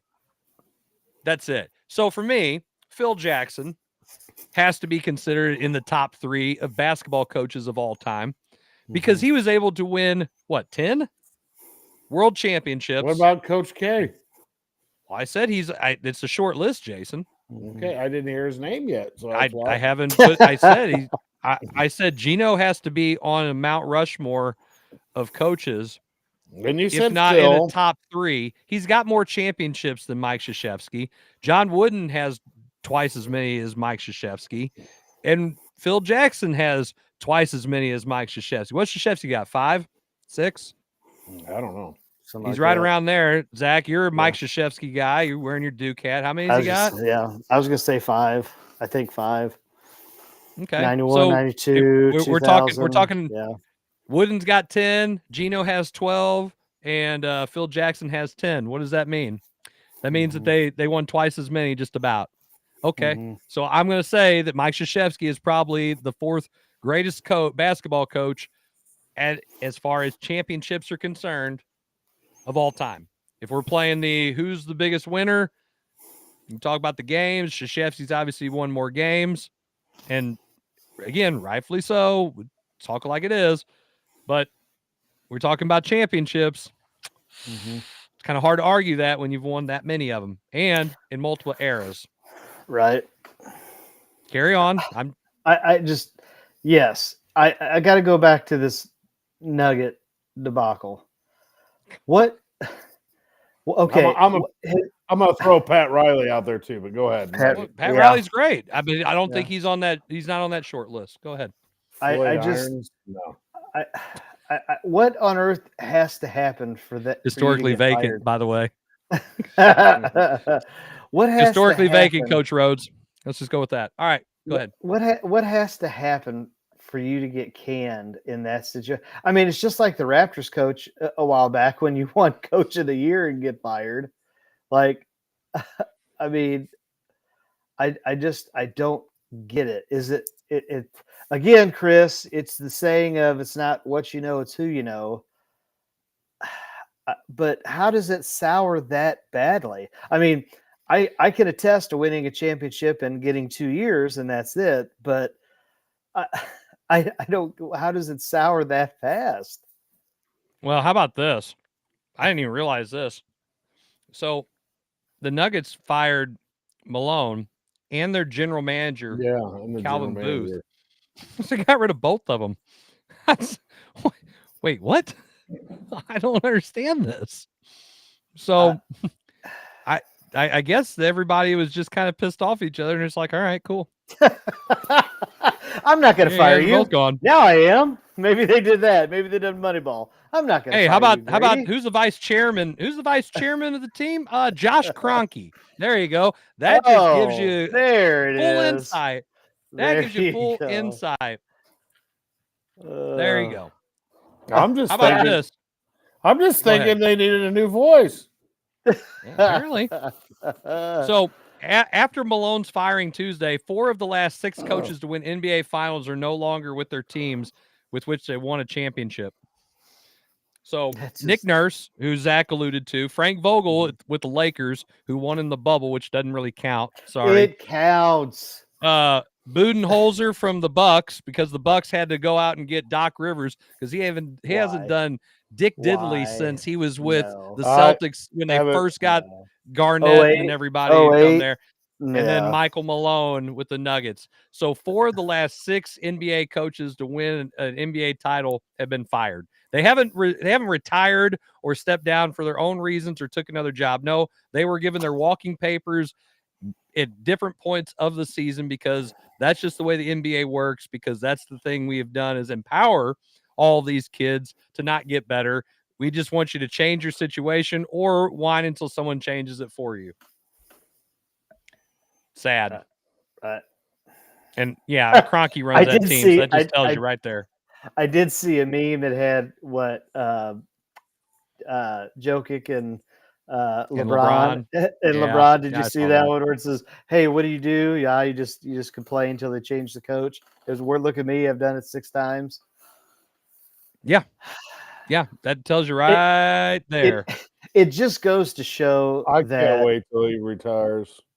it just goes to show that we just live in this era where there's just not going to be a Coach K. There's not going to be a Phil Jackson. There's not going to be somebody that sticks around that can stay. Not even stick around. Somebody that's going to be able to stay 20 years plus. It's just that's gone. That is just absolutely gone. I don't care if it's high school, college, pros. It's just not happening anymore. Well, you don't have guys who are going to stay in one place. The longevity thing with all coaches, no matter what level it is, there's just so much that you have to deal with. There's so much. I mean, the transfer portal now, it's not like college coaches had to deal with parents like high school coaches do, and administrations like high school is totally different. But now you have this different monster of NIL and the transfer portal. So all these guys are going to go and they're going to jump ship. Like I said, whenever, things don't go their way, I'm just going to go find me some playing time. And we have discussed that ad nauseum on here. But the thing is you don't have them in college as much anymore. And you definitely don't have them in high school either, because they're leaving the coaching ranks to go and become administrators to make more money, or because they were ran out because of either parents or administration. It's still just the way it is. It's still the good old boy network. It's still the good old boy. It's, again, high school, college, and I guess professional level, the good old boy network are the owners, whether that's majority, minority owners, whatever, to put them all together for their 100% there. Like, it's still the network of, hey, this is who I want. This is my dude. And, I don't know. It just, we've seen it. We've talked about it over the years. No, it's just sad. You don't get rewarded for being loyal. You don't get rewarded for going through the ups and downs. Now, it's professional is a little different, but I mean, I'm kind of talking, high school even now, You're in a public school, you're just going to have fluctuations of years where you're just not going to have any players. But, I mean, does that mean you're a crappy coach? I mean, I don't know. I guess that's what I've always talked about. And Chris, you literally just said it tonight on the show about, a coach might be worth 10 points here or there, but is it, again, had this conversation, I don't even know what today is, earlier this week or last week, about, is it the X's and the O's or the Jimmys and the Joes in every sport? In every sport. You bring up the Blues because the Blues have been playing well. What is it? Okay, so we can segue into that. You guys are the hockey guys. Is it the X's and the O's, or is it the Jimmys and the Joes? And what? Man, hockey is an interesting sport though to play that game with. Okay, well that's okay. It just Montgomery's really changed the climate, the atmosphere, brought another voice. Yeah, well, new voice. I don't know. Hey, Zach can attest to this. Sometimes it's not what you say, but it's how you say it. I get told that. Maybe Jim Montgomery's all the time at home. Yeah. You and me both, Big Bay. I get told that a lot. All right, so the Blues, jumping right into this. So the Blues went from being a team that was looking at possibly hitting the lottery again, or being on the outside of the playoffs looking in. They decide, again, Jason, it's bedtime, okay, dude? Just go to bed. Man, I had cut a lot of grass. I'm just, Yeah, you want to build some fence? I got some fence that needs to be built. No. Be fun. Let's just go. Let's go this week and be fun. Come on, let's go. Everybody's doing it. All right. No, so I've had 2 days in a row. All I did was cut grass after school. I'm done. Okay. So the Blues went from being on the outside looking in to now they hold a wild card. Again, I hate the way hockey does the playoffs. I hate it. But they're in the number 1 wild card team in the Western Conference. And they have a 2-point lead over second place in the wild card, which I still think is stupid, the Minnesota Wild. So the Blues went on a 12-game winning streak, a franchise record 12-game winning streak. Mm-hmm. The last time they went on an 11-game winning streak, I was at the game, and they ended up winning the Cup that year, in 2019. This team has a lot of those same aspects, except they play a lot faster and they're a little younger. And they're playing with a lot more swagger. Nobody wants to play them. They got beat by Winnipeg the other night, who is probably going to be in contention for the President's Trophy. Zach, that's the trophy they give to the team that has the best record overall at the end of the season. They give it. They call it the President's Trophy, and they get that. It sometimes can be a bad thing. No, it's not. But it's not like the actual Stanley Cup, though. Is what you're saying? No, it's a different trophy. You can use Google and check it out. Is it like everybody gets a trophy? So everybody gets a trophy in hockey. Another reason not to like it. Another reason. No, they don't. No, it's the team with the most wins. Shut up. The team with the most wins. And I think it's the most points Where's at the end of the year. The team with the most points, I believe, wins the President's Trophy. Matter of fact, the Blues have won the President's Trophy. And Zach, you know what happened to them that year? They got beat in the first round of the playoffs by the San Jose Sharks. They lost in the first round to an 8-seeded San Jose team in 7 games. And I was in high school, and it was back when we had to either watch the game on, what channel was it? Cannot remember off the top of my head. Or we caught the newspaper and we were reading about it in our current events class because we had to look at newspapers and then do stuff out of it, and it was probably the most depressing thing ever. So because we all were Blues fans. Anywho, so winning the President's Trophy isn't always the best thing, but they were playing the top team in the NHL at the moment in the Jets, who have a really good goaltender, and it was close. It wasn't like they got blown out. It was a close game. It was a 2-1 game before the empty net goals. They are playing extremely, extremely, extremely well. And I think it's a combination of Jimmy's and Joe's and the climate and the culture, as Jason alluded to, because they're getting the most out of those kids right now. The Dylan Holloways, the Brobergs, the Robert Thomas. Jordan Kyrou does not look like the piece of trash that he has been for the last couple years. Just like this overrated, not a two-way player. Jason, for the love of God, are you in the show or are you going to sleep? I'm listening to you. Oh my God. So is everybody watching the show. So anyway, you can put him to sleep. I think it's a combination of both. I know. Good job. Way to get ratings. Go ahead and sleep. We'll just watch you sleep. And it's like the Truman Show. Yeah, right. I was not asleep. I was letting you finish. I was just resting my eyes. I was just resting my eyes. I didn't have my got a eyes camera on you. closed. Let's put the camera. God. So anyway, I'm excited about the Blues finishing their season. I can't remember how many games they have. I think they have 3 games left. 3 games left of the regular season. They're going to make the playoffs unless something major crazy happens. And I think they've all but made the playoffs. So, Jason, since you watch hockey and Zach doesn't know Dick Diddley about it, what's your thoughts? He said Dick Diddley. I said it twice now. I do think Montgomery had a big hand in all this, and I think he did. At first didn't look so hot, but Blues also got healthy in some spots that helped. They did. And Holloway, that Edmonton thing that we fleeced Edmonton when we took those 2. Doug, we're gonna miss Doug Armstrong. I hope his protege, what's his Steiner. I hope he's paying attention. I sure hope he's paying attention because Doug Armstrong is top notch. What you want as a general manager, man. God, I hope he just stays around a little bit longer. He needs to be around. He needs to have a voice. President of operations or something. Why can't he stay on like Mozeliak is staying on like a leech and actually be productive? Or maybe wait for it, Jason. How about this?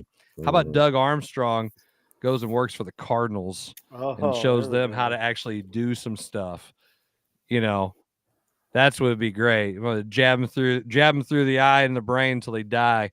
That's one of, I think, his quotes or something. He said they played on 101 all the time. Butchered that too, like he probably would that person.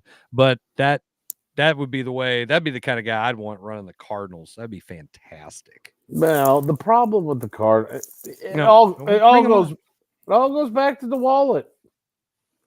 Sure. And that dude doesn't want to open up the wallet. He sucks. I don't like him. Every time they show him, I just want to puke. Screw that dude. He has messed up the Cardinal way. He has made Cardinal baseball the laughing stock of the MLB, other than Pittsburgh and a few others. So back to the Blues. I covered that. There's his other rant.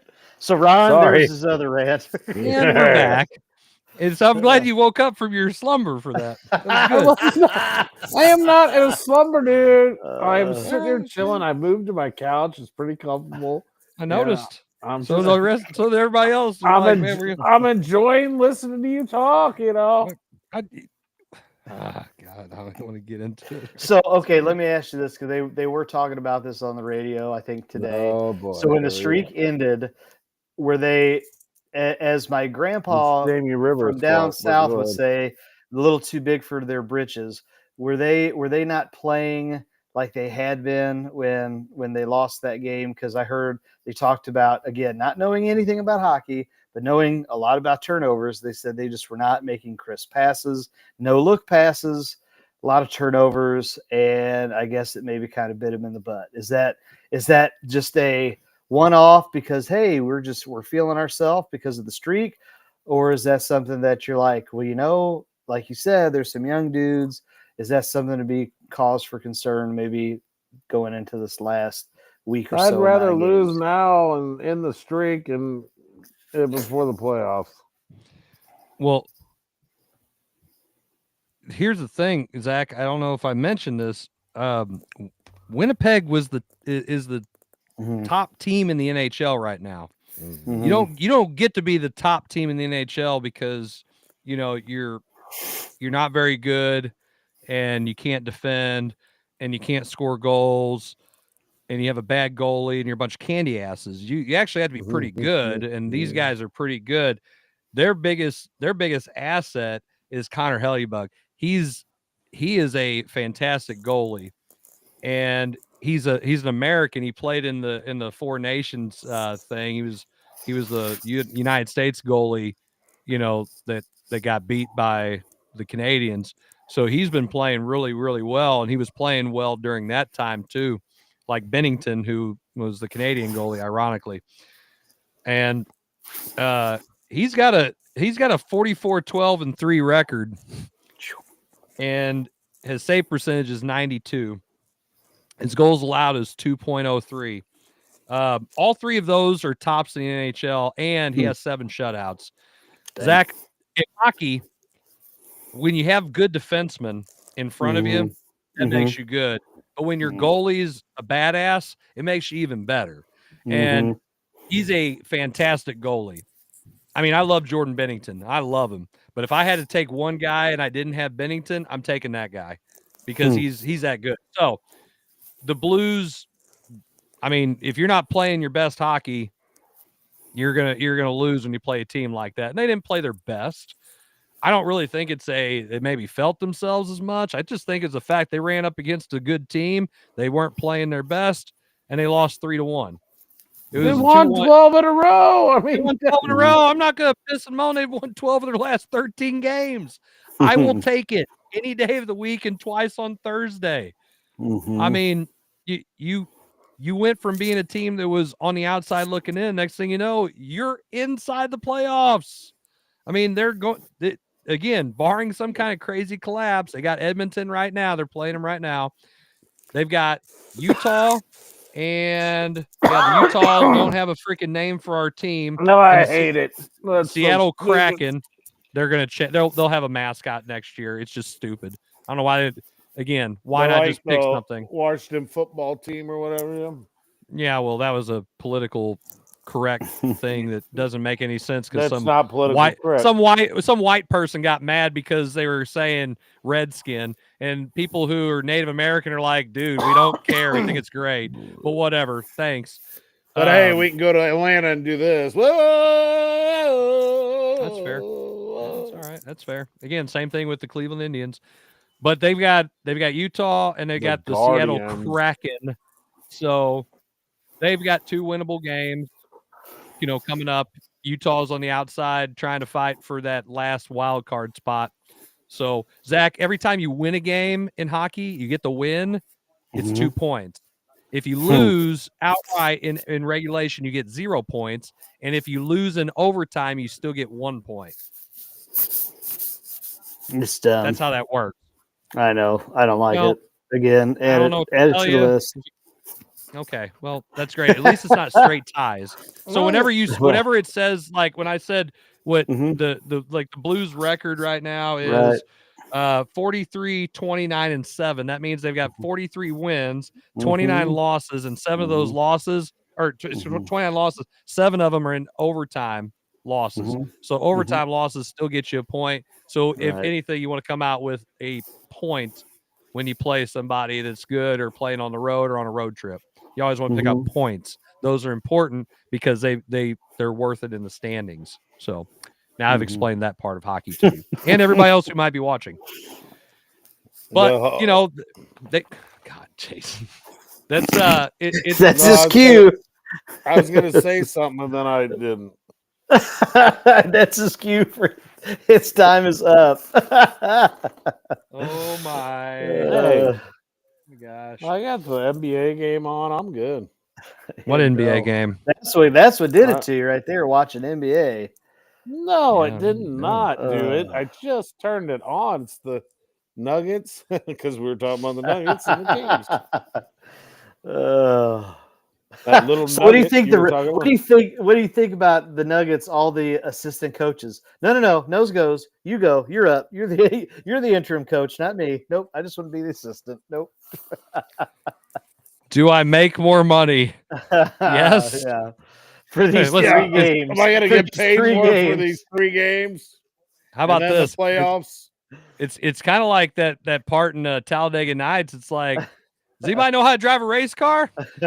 I like to go fast. I like to go fast. That's gonna be how they decide. The intern coach is David Edelman.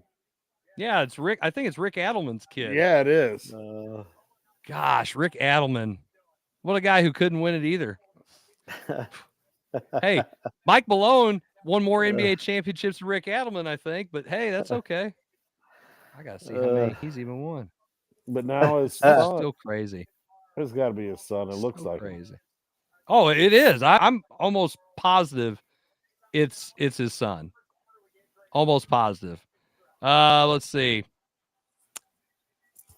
Yep, Rick Adelman played in the NBA Finals twice. He was the head coach of Portland when they got beat by the Pistons in the 89-90, and then by the Bulls, Michael Jordan shrug game.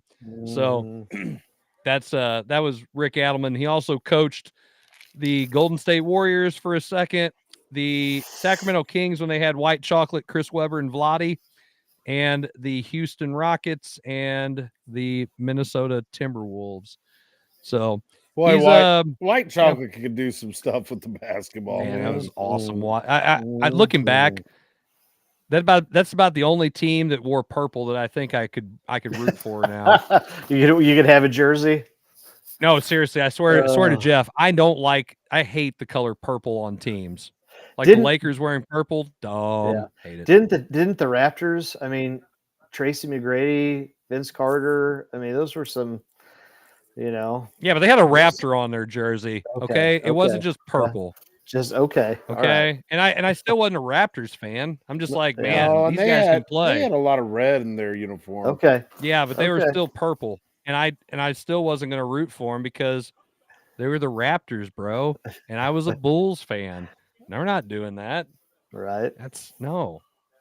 It was hard. Doug Christie did lock up Michael Jordan one game, and then that was it. He didn't do that again. Yeah, Michael Jordan just needed that little whatever it was. Whether someone didn't say hi to him when they were eating dinner, or awesome. That was Utah Jazz's coach, you know. I mean, it was he George took that Karl because personally. they're both Carolina guys. I mean, he's like, I just took that shit personally. Yeah, I mean, and Jordan like looked for things to get him riled up, you know. It's like make eye contact, but not too much eye contact. Say some stuff, but never say too much. Well, he didn't even make shit up. I mean, just to get himself motivated. It's like, why not? Yeah, that's when you are the greatest, you know. And the thing, that's why. And every time I talk about Jordan, I think about the because my son thinks LeBron. I'm like, dude, Jordan is the greatest basketball player to ever walk the earth. He never has said he's the greatest That's all it I don't even have to go any further. If you have to say you're the greatest basketball player, you're not the greatest basketball player. That's exactly right. Everybody brags for you, and you don't have to do any of it yourself. Then you're pretty good. And story. Like, why did you wear number 23? Because of Michael Jordan. Yeah. I mean, yes. I mean, that's what Dylan wore, and he wore, though. He is a LeBron fan. I'm like, oh, right, son, I have failed you because Jordan is the greatest basketball. Even when he came back and played for the Wizards, it doesn't matter. You give me one. If you could pick any player to start a franchise, he's it. Mm-hmm. He is it. Mm-hmm. I mean, I love Magic too. Magic's probably in my top 2 or 3 of all time.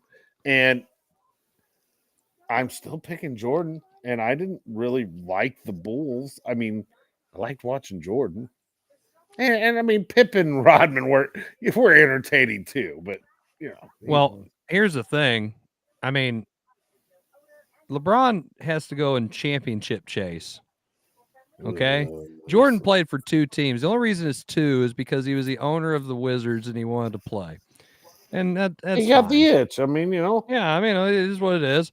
But 2 teams. And he wasn't chasing a championship. He's trying to win because that's what Michael Jordan does. Let's face it. Realistically, he wasn't going to win. He's playing in Washington and they weren't loaded. He wasn't a great general manager. No, okay? but we all know that. Hold on. That kind of sounds like what LeBron in Cleveland. I mean, come on now. He was never going to win in Cleveland. It's literally LeBron the James factory of sadness. LeBron James, the first reiteration of him in Cleveland in 2006 and 2007, when I believe it was 06-07, when he basically willed a bunch of nobodies to play for an NBA Finals only to get swept by the San Antonio Spurs. Mm-hmm. He put those guys on his back and said, let's go. Mm-hmm. And that's what happened. To me, that was the apex of LeBron's greatness. Everything else from then on has been a look what I've done, look what I'm doing, look what I did. I'm going to go win here. Let's get all together. He's not. And it's a third person championship chase. Let's go to this team. Let's go to that team. That coach can't win it for us. Let's fire this one dude. Of the most. He's just not the decision. The decision is the, in my opinion, that's the, you know, where the road divides, and he's still again, he still won, and he still had great. I mean, he had again. You can't win by yourself. Larry Bird, Kobe, Michael, Magic, they did not win by themselves. So to sit here and say he's championship chasing, maybe he's just roster chasing. He's just hoping that he can get 2 other guys that are good enough to help him get to the finals and win with a chance to win the finals. So I don't fault him for that. It's just it just seems like in the latter stage of his career, like you said, Jason, the focus has shifted from basketball to all these other ancillary things. It's his brand. It's him. It's his brand. It's Bronny. Yeah. The James. What? You know, okay. it's just games. So I would have more respect for him, even though the decision was such a bad decision for him to do. He goes and does all this, that big sitting on the stage, not one, not two.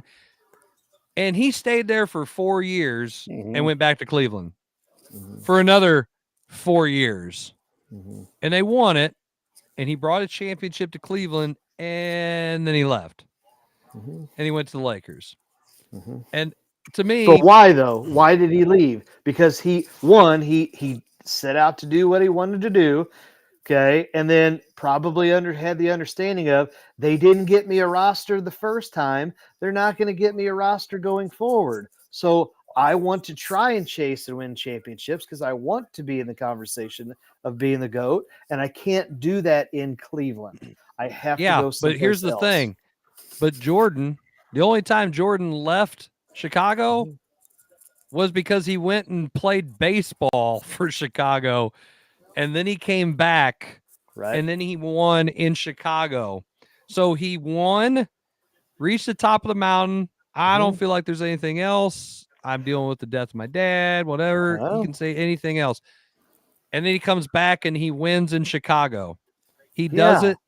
He goes back. It wasn't what with they do. They had other Hall of Fame players on the roster. Okay, wait. Whoa. Let me just stop you right there. The NBA the Basketball Hall of Fame is like let's give everybody a trophy Hall of Fame. The baseball has way more deserving guys who can't get in the Hall of Fame. Basketball is taking everybody. Go look at the Hall of Fame. Tony Kukoc was a great basketball player, but so was Cedric Ceballos, who was a much better basketball player than Tony Kukoc. But guess who's in the Hall of Fame? I bet you Cedric Ceballos isn't. Do you remember him? Do you remember Nick Van Exel? That's just a name too. Yeah. Why aren't those guys in? Did they win? What does it even matter? Winning doesn't matter? No, if we're talking about Hall of Fame. Winning doesn't because matter? if we're talking so if we're talking about winning, then Jim Plunkett's in the Hall of Fame. Eli Manning should be in the Hall of Fame. Winning should matter. Eli will get in the Hall of Fame at some point. Well, maybe. Who? Eli Manning. He might. Jim Plunkett won 2. He played in 3. How come he doesn't get in? Dan Marino played in 1, didn't win anything. He's in. Oh, because of stats. Okay. How about this? We're talking about stats. Were you one of the best players at that time? Yes. Yes, he was. Grant Hill didn't win a damn thing. He's in. So what's the argument here? Basketball lets anybody in. Okay. Basketball Hall of Fame is the biggest joke ever. I don't even like it.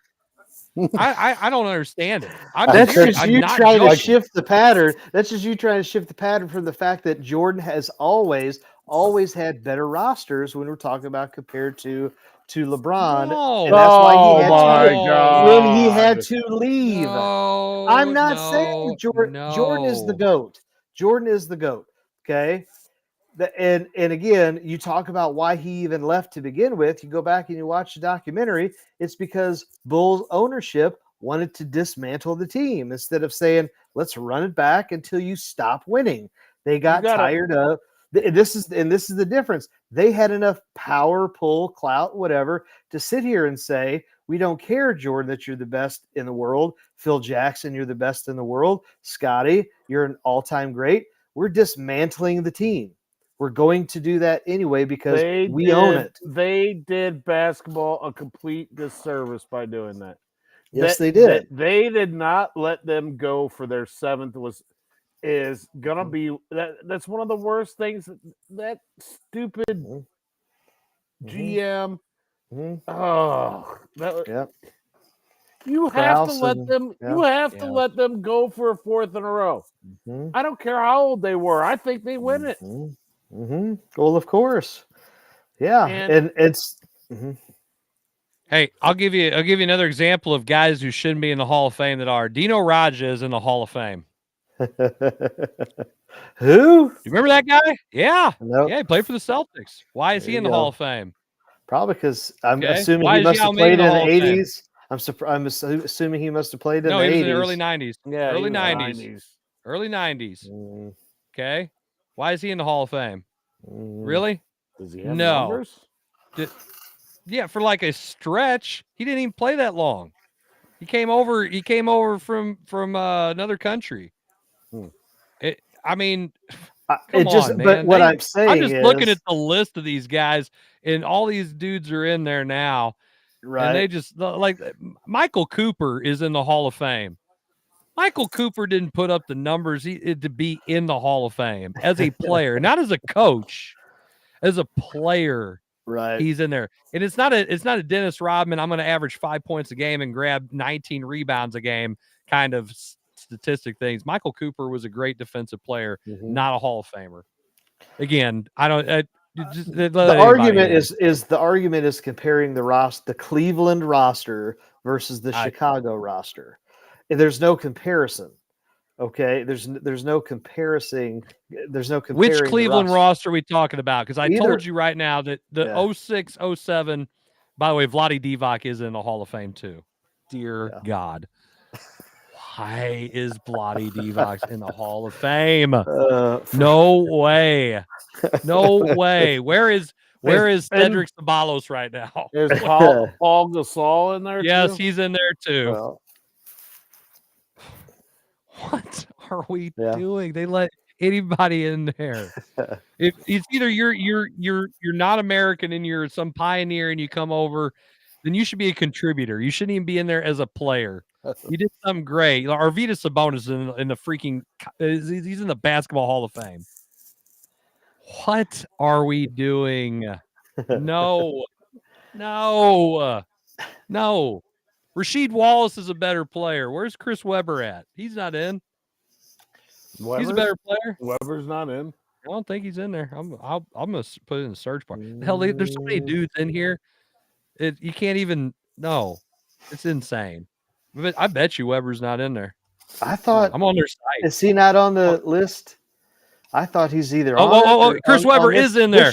Yay, he is. Yay, yeah, he's in there. Great. All right, good. But Vlade does not need to be in there. No. Hell anyways. No. You're you're deflecting from. I am not deflecting. I told you the 06 team was LeBron's best job ever in comparison. They didn't win it though. Okay, they ran up against the Spurs team that had 3 Hall of Famers on it. Great, and a Hall of Fame coach.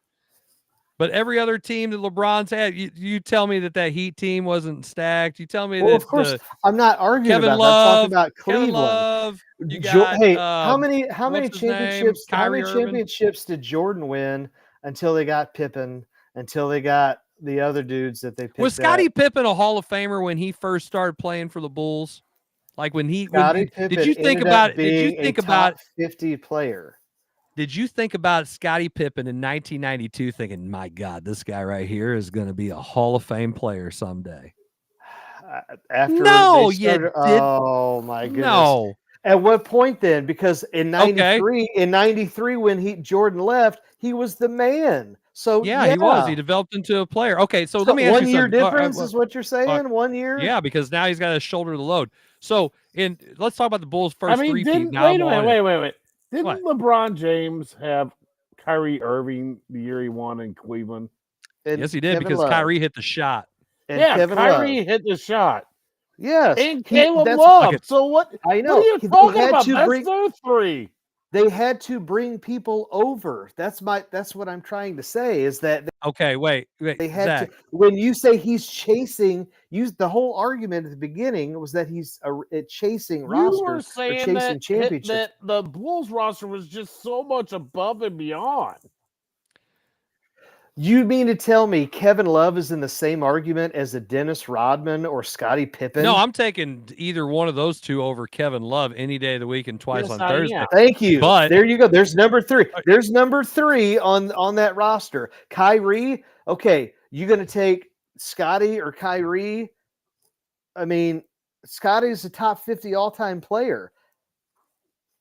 Again. You're looking at that. He's going to be a top 50. He's not going to be a top 50 guy. He'll be in the Hall. He's not going to be a top 50. In the Hall.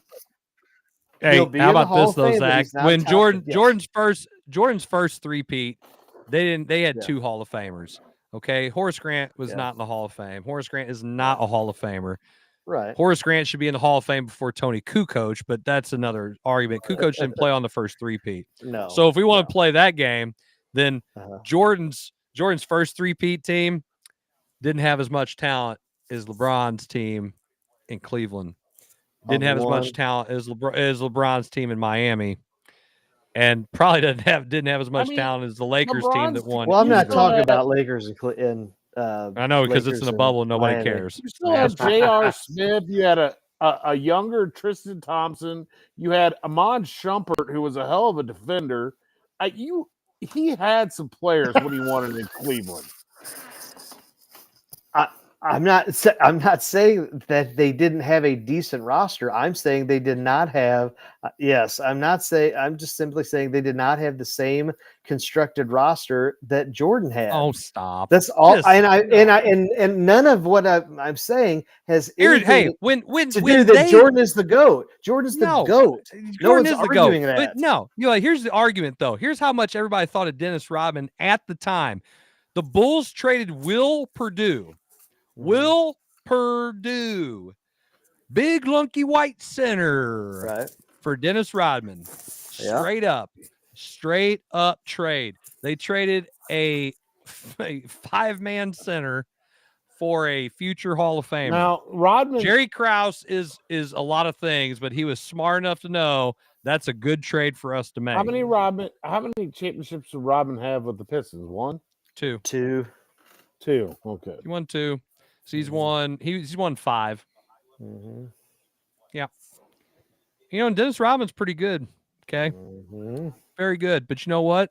A lot of people didn't really want him. And if it wasn't for what he did with the Bulls, Dennis Rodman doesn't have the same. Nobody thinks the same of Dennis Rodman as they do correct. today. Okay. Totally agree. Well, because Rodman. How about this?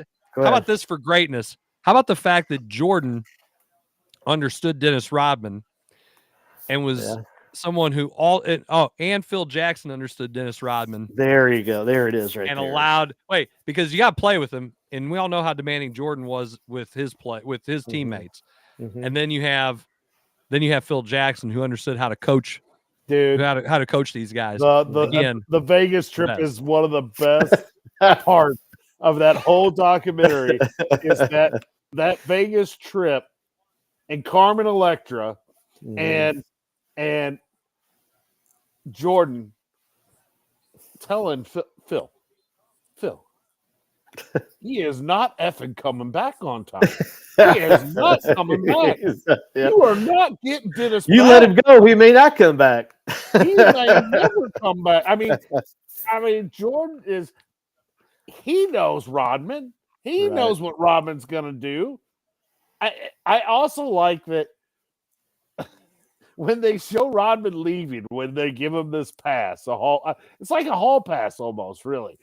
And they give him this pass, and he's crushing a Miller Lite and taking off on his Harley. And it's like when they were all partying after they won a championship, they all hopped in their vehicles and drove home. It's like there's so many things in that. I show it every year in the history of sports. Every time I watch it, something new, it just grabs me. By the way, Jordan Bennington tried to throw down a while ago. Oh yeah. Yeah, he tried to cover up a puck. What are they on? What channel? I don't know. I'm just saying. I have it on. I have X Twitter, and they were just showing a clip of someone skated into his head while he was covering up a puck, and he just went ballistic. So did anybody come to his defense? Oh yeah. Oh okay, yeah. There we go. Hey, wait, it's hockey. Okay, they're not gonna slap fight around. Somebody's gonna throw down and kick some ass. They're not on. Well, they're on TNT, True TV Max. That's what they're on. There you go. All right. Thank you guys for tuning in for another episode of the Coach's Box Call, like we see it. What the heck? Yeah, I know, right? If Again, if you like our show, don't They're forget winning. to comment, They're share, and like it, and put that out there. We appreciate you guys tuning in for an elongated episode. We did have a lot to talk about. Well, Jim wasn't here to tell us that we Jim had to wasn't end at here. 9:30. Even though, hey, that dude would have been trying to get over an hour ago. Jason, you were literally falling asleep. Yeah, you So, were snoring. it is what it You is. were snoring. I was not. Yeah, you were drooling. It happened. Everybody saw it. Thank you guys for tuning in for an episode of the Coach's Box. We will see you guys all next week. Good night. God bless. Take care. And we'll see y'all later. Warning. Press.